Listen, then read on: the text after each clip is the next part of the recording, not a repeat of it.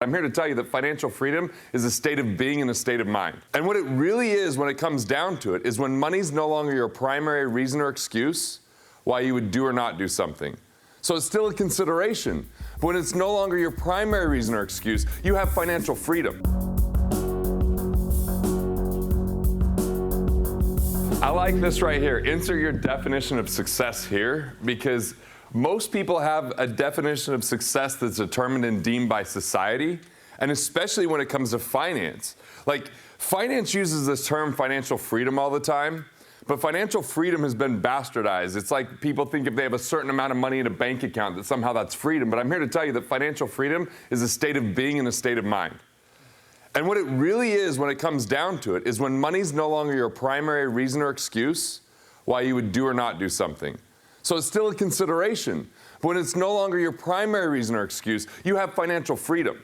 And so much of the world, they don't have financial freedom because money is their primary excuse. They use things like, say, I can't afford it, right? They'll say just a deliberate declaration like that destroys all possibility because of the mindset and the paradigm that they're in.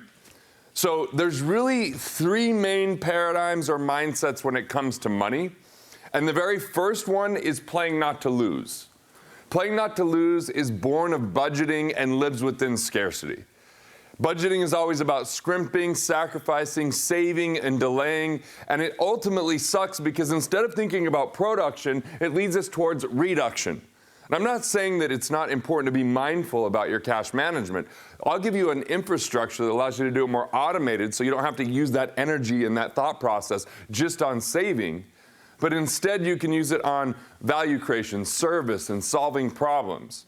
So playing not to lose, I mean, this is what my family was born into, or at least in 1913 is the time that I studied when my great-grandfather left San Giovanni, Italy, because he really couldn't put food on the table. Now, some people say that in today's world, like, I've got to put food on the table. It is not hard to put food on the table in today's society. The government will do it for you if you can't do it yourself. But back then, the government was actually taxing him, and the mob was taxing him because San Giovanni's pretty far south in Italy, and so the mob was coming in, and he couldn't actually put food on the table, so he left his pregnant wife for 7 years, went across the ocean, came to Sunnyside, Utah, became a goat herder, and eventually a coal miner. It took 7 years because that's how long it took for him to save up enough money to leave the tent he was living in, have a house, and get her to get on a ship, which my great-grandma, the fact that he got her on a ship, he must have been the most persuasive man in the world because I've only seen her in one spot my whole life. On the couch, worried at all times.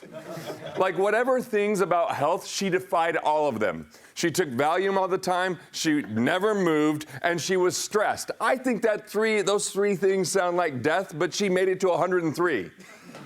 Just so she could worry about everybody, right? But like my great-grandfather, he had this really bold move, but at the same time, at a cellular level, that my family adopted playing not to lose. Like that was their mantra. That's the way they went about doing things. So my great-aunt, for example, his daughter, she saved up $550,000, but applied for welfare. Like, because her mindset was about, I think she had the first dollar she ever made. And what's really disappointing about her whole life was that her and my grandfather ended up destroying their relationship because I actually made my grandfather was my first client. It was kind of a token thing. He's like my hero, and he's like, oh yeah, Garrett's in finance. I'm 19 years old. So he's like, here, let me do something with you. But just a few years after that, he came back to me because his sister went into the hospital.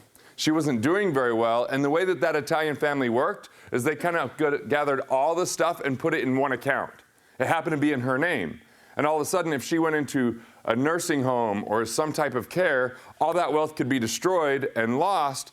And you can't just move it because the U.S. government has a 3-year clawback and look-back period to get to it. So he actually sat me down and said, what can we do about it? And I figured it out where 2/3 of the money was completely protected because I found the paper trail, got an attorney involved, and I felt really good about it, right? But at the same time, he said, okay, well, what are you going to do in the meantime with the money? And I did really well investing it. Partially luck, but it was really well. Like, I got them really good returns. Some of it was timing. And then I got really concerned because I didn't know what was happening in the market, moved it back to cash, And my great aunt was like, why were you giving me $1,000 a month? And all of a sudden that stopped. And she accused him of stealing that interest. We just had moved it to cash, but she was old, senile, and kind of a bitch when it came down to it. So I didn't get invited to anything after I wrote about her and killing sacred cows. And it was like the best gift ever, right? I was like, oh, I don't ever have to go like have Aunt Mary, who stinks, kiss me. You know, it was a really good gift ultimately. But I look at like that family, and what happened is they were so indoctrinated with playing not to lose. I mean, my grandfather was a coal miner, my great-grandfather was a coal miner, even my dad, and they were in unions that would go on strike. And I remember just as a kid, like my family was eating saltine crackers because there was no income coming in for extended periods of time. And they just had this kid, me, and they had their house, and they were having a hard time making ends meet. When a family goes through that, and all of a sudden they're separated, and all of a sudden they don't get to see each other, or they don't feel like they have enough, that type of scarcity creates a playing not to lose mentality. But unfortunately, it doesn't even take that for the rest of us to get trapped in that methodology. Because in the world of finance, how many of you have heard you should diversify? Diversification is playing not to lose at the ultimate. Budgeting is playing not to lose, scrimping, sacrificing, saving, delaying, waiting for 30 years till one day, someday is the ultimate playing not to lose. And unfortunately, no matter how hard you work in playing not to lose, you can't win. You're playing the wrong game. Hell, I learned this playing basketball in high school. We were up 18 times at halftime. We only won 3 games, and that's because those were really bad teams. We lost the other 15 times because we played not to lose. Playing not to lose is being so defensive that we don't think about value and service and creating something for other people. It is destructive at its core. Now, if you have a lot of wealth, diversification could be a good idea. But if you're on your way up, it's diversification. It's separation from your money. It's actually not going to lead you where you want to go. So let's put that here for a minute as one of the mindsets, mentalities, and structures, okay? Let's go to the second one. The second one is more subtly destructive because it's celebrated. But it's celebrated with only the very few, and we ignore so many people that their lives are destroyed along the way. And it's called playing to win. Playing to win is like where we look at the magazines and someone's on the cover and we're like, oh my God, look at what this person created in the world. But when we really research their life, we find out they're not truly wealthy. So 12 years ago, I met a guy by the name of Dean Ropart. He was a Pulitzer Prize nominated journalist, and I hired him because I wanted to do this research and say, of the Forbes 400, how many people are truly wealthy? And I gave him a definition of truly wealthy. I'm like, people can be rich and not wealthy. You can be rich by having a boatload of money, but it doesn't necessarily mean you're wealthy. Wealthy to me means 5 different areas.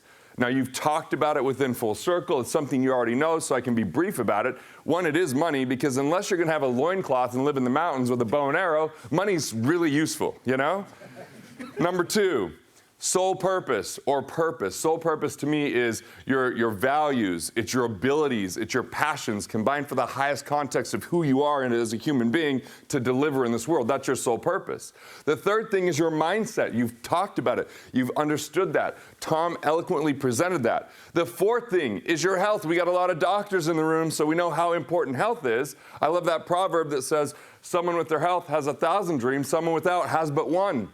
Right? Health is absolutely part of our wealth. I'm like getting so fired up here, like I'm emphasizing it in like pain on my face here. But health, and then the last one is the social aspect. Relaxation, rejuvenation, recreation. When people play to win, they don't think about that. That's for sissies, or I was going to use a different word, but I had a filter, which doesn't happen very often. I'm proud of myself. But we don't have balance in these 5 tracks, by the way. To be wealthy isn't to be balanced there. It's to have harmony. It's to have depth. You can be out of balance and have harmony because of your presence, because of your intention, because of your commitment, because of your definition of success. So playing to win, it forgets about all that, because playing to win is typically win at all costs. Win at the cost of your health. Win at the cost of your marriage. Win at the cost of your kids. Win at the cost of your quality of life. It's win at all cost, and it's actually celebrated in North America. I mean, if we look at the icons that people hold up and they go, this person's amazing. If we just look into their life for just a minute, I figured on the Forbes 400 with Dean that there was no more than 25 people we consider maybe truly wealthy. Meaning one guy had lost his legs because of diabetes. He might give back his $1 billion to maybe get that back and take it back, but it was too late, right? One was a drug dealer, by the way. I don't really consider that truly wealthy, like mainly cocaine. I mean, not just, big pharma. I mean, like other drugs too. But some people are on their like 7th marriage. I mean, they're train wrecks, although they had a lot of money, but you can have a lot of money and be miserable. It's actually easier to be miserable with no money than it is with a lot of money. I've tried it both ways. I really like the lot of money route. I kind of prefer that.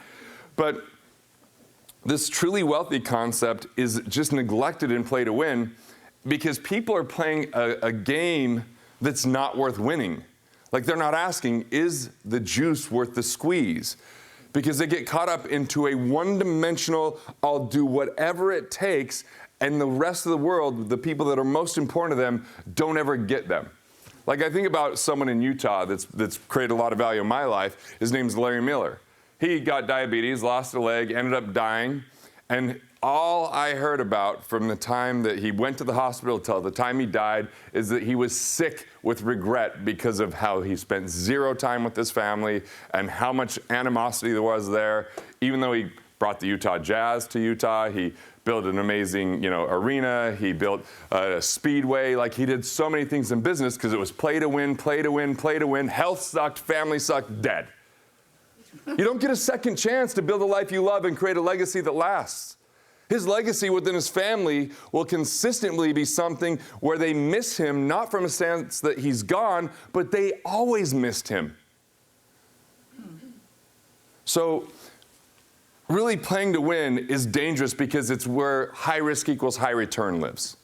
Playing to win is at, I know I'm kind of saying the same things a couple times here, at any cost, but I just want you to really consider that in your life and say, is it the game you want? Does it leave you in a place where you're really happy? I've talked to a lot of people like, I check the boxes, I'm unhappy, because they didn't have the purpose. They didn't know how to relax or rejuvenate or do any of that kind of stuff because all they knew was work. And in my early 20s, that's all I knew. I was going to play to win. I was going to do whatever it took. And my goal was I just wanted to have more money than anyone I knew. And every time I met someone that had more money than me, I kind of hated them a little bit, and I just worked harder, And I was like upset about it and frustrated, and then I'd work more and I'd neglect my family that much more. And it's just amazing I'm still married, to be honest with you. Fortunately I had a paradigm shift, had a mindset shift where I started thinking about investing in my marriage and doing the same things in my marriage that I was doing in my business, like regular meetings, having a vision, having mentors, reading books, all those same things in other areas of my life, my health being one of those. When I was 22 pounds heavier, higher creatinine levels with my kidney because I come from a family that's got a ton of kidney disease, and all of a sudden I got intentional and deliberate about that and used the exact same success formula I had in my business to these other areas of my life, it got better, but I had to have a success measure other than just the money. That's still a nice benchmark. It's still one indicator. It's just not the only indicator, right? So playing to win is reckless when it comes to investing. People that play to win are susceptible to the latest trends, the latest hot topics. They get really into the greed mode because all of a sudden they might hear about someone making a bunch of money in real estate. Like, oh my God, I got to get in real estate. I'm missing out on this whole thing. But that's not part of their investor DNA a lot of times. Your investor DNA is your core values, your core competencies. It's really your core drivers, and you focus instead of diversify. B.J. Palmer said it so eloquently and so well. He said, I put all my eggs in one basket, and I insure it well. Someone came to him and said, hey, I've got this investment for you. He says, why do you come to me? He's like, because you have a lot of money. He goes, and how did I make this money? And they said, well, in this institution you have. He's like, well, then I'll just keep putting the money where I know how to make it, because I don't put money in any place my heart's not in. A dude still has royalties coming into his estate, right? A lot of us are here in this conversation because of what he initiated. And by the way, when I heard, you took 8 weeks off, but more is he said, the bigger the vision, the more often you should travel. He said like oftener or some weird statement. People used to think I look like BJ, but I just smile too much. And if anyone can find a picture of him smiling, that would be a miracle. So, yeah. So playing to win is very dangerous dogma. And especially when it comes to investing, because it's usually driven by greed and fueled only by return. But will the money return if it's not part of something you understand? Because risk is not actually in the investment. Risk is in you, the investor. What kind of investor are you? Are you investing in things that you know and understand? And if you don't know or understand it, move to cash. There's going to be a lot of money that transfers hands in the next couple of years. Now, it's going to be reported as lost money, but it won't be lost. It will be transferred to someone else that's in the know, with people that were gambling and speculating, but calling it investing. So when we get to this third category, it's the game changer around life and investing, and it's really been the secret weapon that, maybe I'm kind of an a-hole because I should have shared it earlier, because this is how we hit New York Times with killing sacred cows. It's how we hit Inc. 500 with the company that I started in the financial services field. And I was like, as soon as I really uncovered it, I kind of just utilized it, and then I shared it with a few of our inner circle people. And then one day I was telling someone about it, they're like, why haven't you written on this before? Why don't you talk about this very much? I'm like, oh, it just became kind of the elusive obvious. Once I got it, it just made sense. So this third category is we win, then play. It's a completely different mindset. How does that even work? Let's go through a few examples of it. Let's go back into the old days, and then we'll bring it into current days, and I'll even give some personal examples from me. France gave the United States the Statue of Liberty. Very nice gift, very cool. But they didn't give it any platform that it could be put on. So now all of a sudden, the US government is like, okay, we've got this statue that we've got, what are we gonna do with it? And they had a genius idea, which I don't know that they have a lot, so this is really important. Really important. They decided to advertise in New York newspapers that if you were to donate 6 cents, that you could actually be the first people to go visit the Statue of Liberty. And that 6 cents that all these different people donated built the platform. So think about how genius this is. They actually had the people that wanted to come and see it fund it. The people got something for fund it that they got to be the first to go actually experience it. So that was win then play. That was win then play. Like the NFL right now is so win then play because does anyone remember the Super Bowl, if you watch football, between the Denver Broncos and the Seattle Seahawks?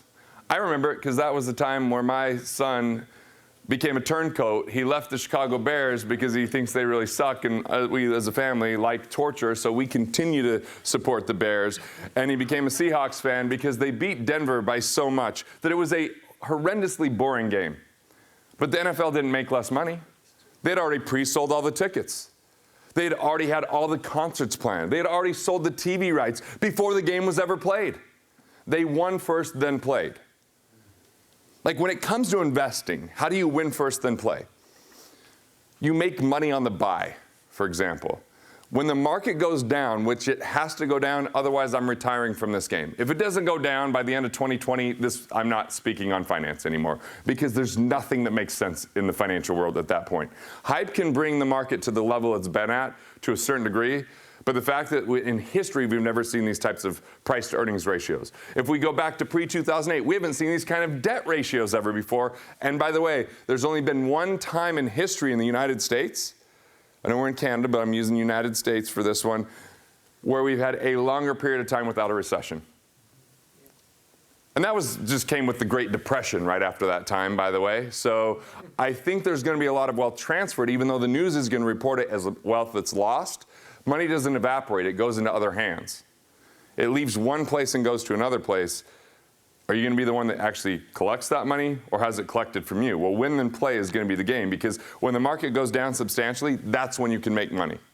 When you're highly liquid, when you've got access to cash, when if the market goes down, you're not participating in the downside, you can pounce and you can capitalize. Ted Turner, more land in the United States is owned by Ted Turner than any other private individual. He wins and plays. He waits for the market to go down, he has cash, he negotiates it at a 20% discount because he can close quickly, and all of a sudden he's already made the money. It's already more valuable the day that he buys it. Whether it's buying the Atlanta Braves, whether it's buying other billboard companies, like you could go through his history, and he's a genius investor. They call him a predatory investor.